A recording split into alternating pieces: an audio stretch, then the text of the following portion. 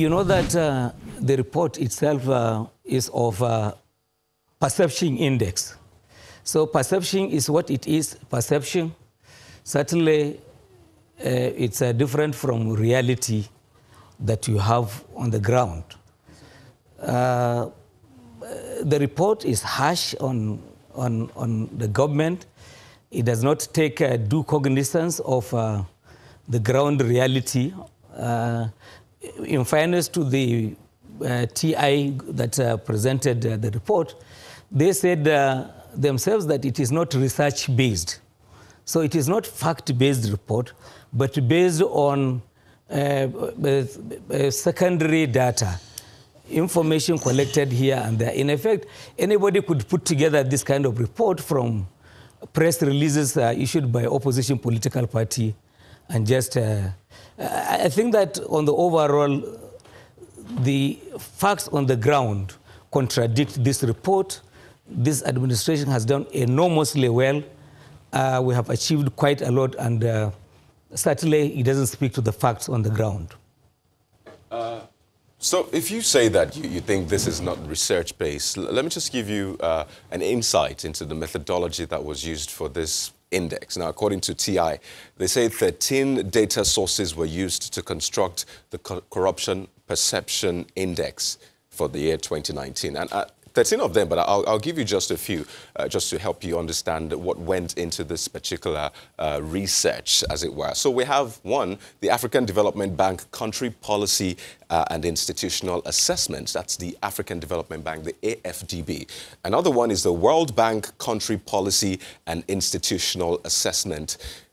The World Economic Forum's Executive Opinion Survey 2019 was also used, and that's just 3 of 13. Another one which was used was a World Justice Project Rule of Law Index. This one focused on the judiciary. I could go on until I get to 13. So, I mean, looking at this, would you still say you think it's not research-based?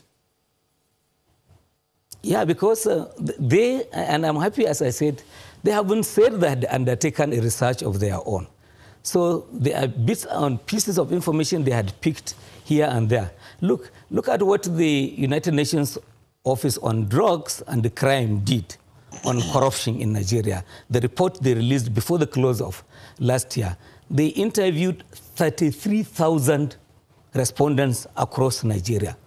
And they can defend that data wherever they go because they own it. In the case of TI, no, it's hearsay.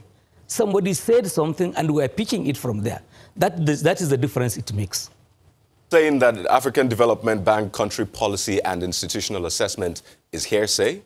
Or are you saying that the World Bank Country Policy and Institutional Assessment is also hearsay? I could give you the questions that were asked, and they didn't just ask random individuals. They asked professionals, members of the academia in Nigeria. So is that hearsay? TI said in that report that did not undertake original research of their own. They are reporting on the basis of what they heard from other people. That's basically a fact. It's in their report. Giving you the research they relied on, I've given you the AFDBs, the World Bank, the World Economic Forum, and others. So are you still saying that those organizations that conducted this research didn't conduct it well, or you can't rely on them? Seeing the relationship we have, not just with the AFDB, the World Bank, the World Economic Forum, is that what you're saying? Taken to task, all of these groups you mentioned, taken to task, each one of them, can they speak for TI? So TI cannot speak for them.